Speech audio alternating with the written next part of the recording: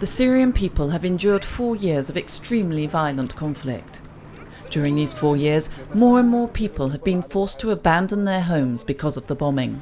The only option available to those unable to leave the country is to live in camps near the border, like this one in northern Syria. There are 300 families here. We were given 60 tents during a first distribution, then a further 30, so 90 in all. People sold their furniture and whatever belongings they brought with them to buy a tent or build some form of shelter. Since the beginning of the conflict, half of the Syrian population have had to flee from their homes.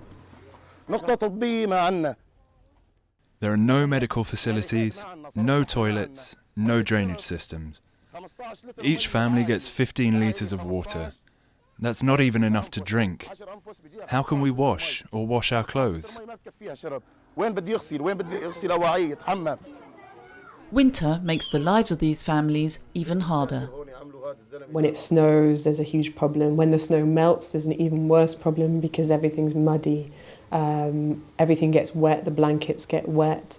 You have to heat your tent or your home. And fuel, the availability of fuel is difficult, but the quality of fuel is even worse. So it's kind of the risk balance. You can't not heat the tent because then everybody will get hypothermia. But they're using this fuel and there's an explosion, the tent might catch fire. Explosions caused by poor quality fuel have become so common that MSF's hospital in Idlib Governorate now specialises in treating patients suffering from burns. In one camp there was a fire that then set fire to a whole group of tents. It happened early in the morning and there were children sleeping in those tents. It's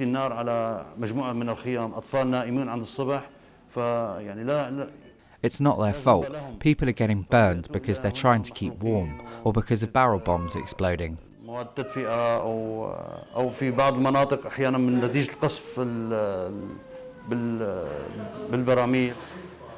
Since the beginning of the hostilities, medical facilities have been targeted, their personnel killed, abducted or forced to flee from the violence. And several months ago, some MSF centres were forced to close because of the risk of abduction. Doctors have set up networks in areas not controlled by the government, but they need help that MSF is trying to provide.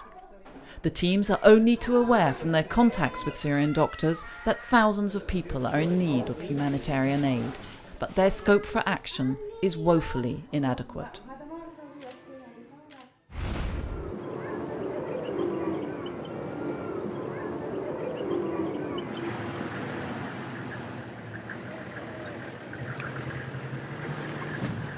The Ebola epidemic may well be slowing down, but it's not time yet for the teams working in the affected countries to relax their efforts. There are still small pockets of infection in Guinea and Sierra Leone, and people continue to be resistant to awareness campaigns. Timing is critical. Just one case of Ebola not detected in time can be enough to wipe out all the work put into containing the epidemic.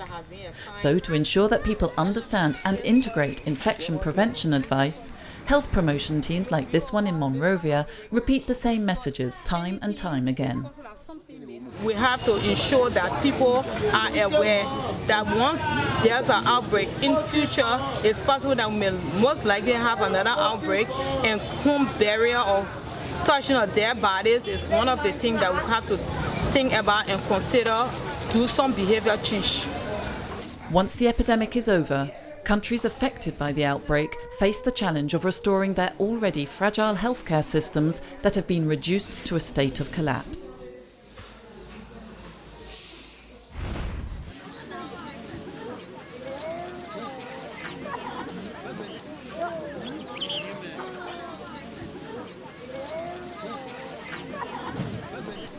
This camp in Letchor is now home to thousands of refugees. Many are women, forced to leave their homes and often family members in South Sudan. If they're by themselves with only female members, they're very vulnerable. So they're vulnerable to attack, they're vulnerable to rape, they're vulnerable to theft. And we haven't seen very much rape yet. I think it's because it's underreported. People don't seek medical help after rape, but we're very sure that it happens. MSF teams run a maternity unit in Letchor Camp's hospital. A few days ago, this woman was giving birth when she found out she was having twins. Both babies are doing well, but their mother has difficulty imagining what the future holds for them.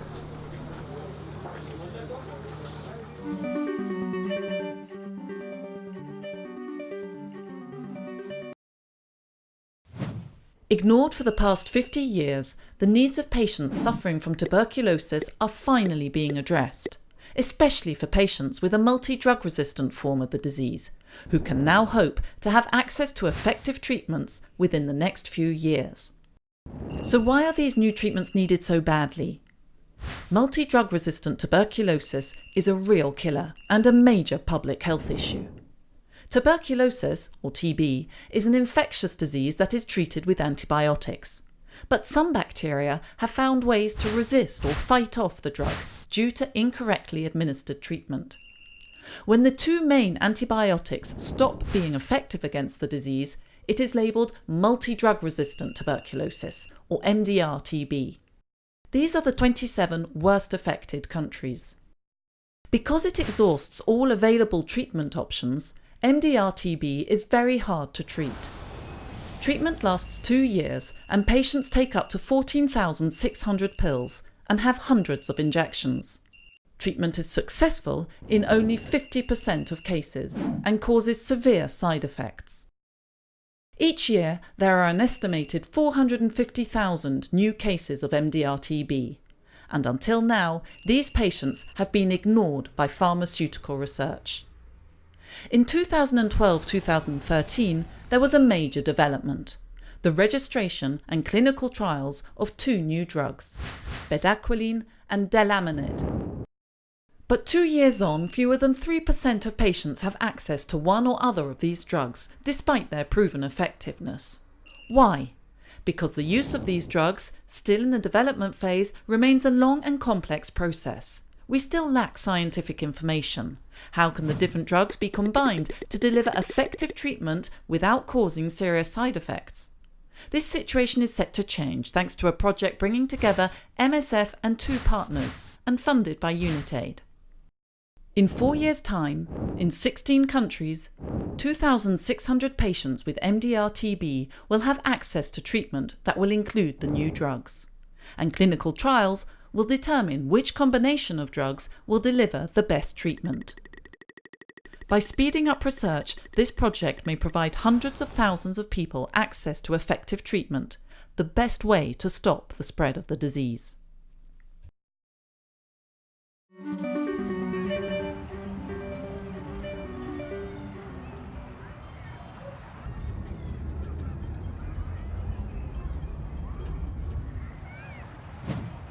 Every year, some idiot comes up with a list of most corrupt nations, and Afghanistan is always on top.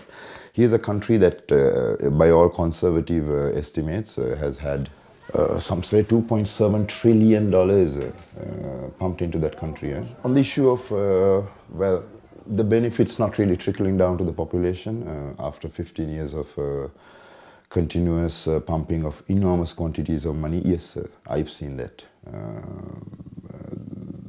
And there's a lot of reasons. The first, in my mind, the first person I would hold responsible for this are the donors themselves. This was a highly politicized intervention, and the donors were under enormous pressure to disperse of a lot of funding, and they did that through most often local NGOs, who are basically proxies of a handful of warlords and very powerful Afghani who have historically, for the last 30 years, held the population to ransom. So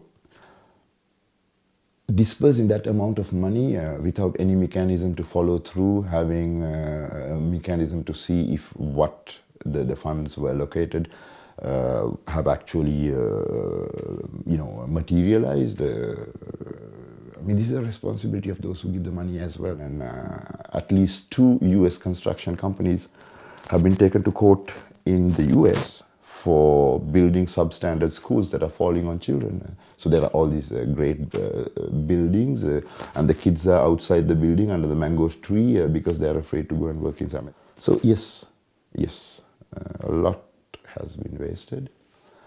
And of course, as usual, it's the person on the street who has suffered the loss, who would still be freezing in the winter, and who still would possibly deliver a child at home because there's no MCH coverage.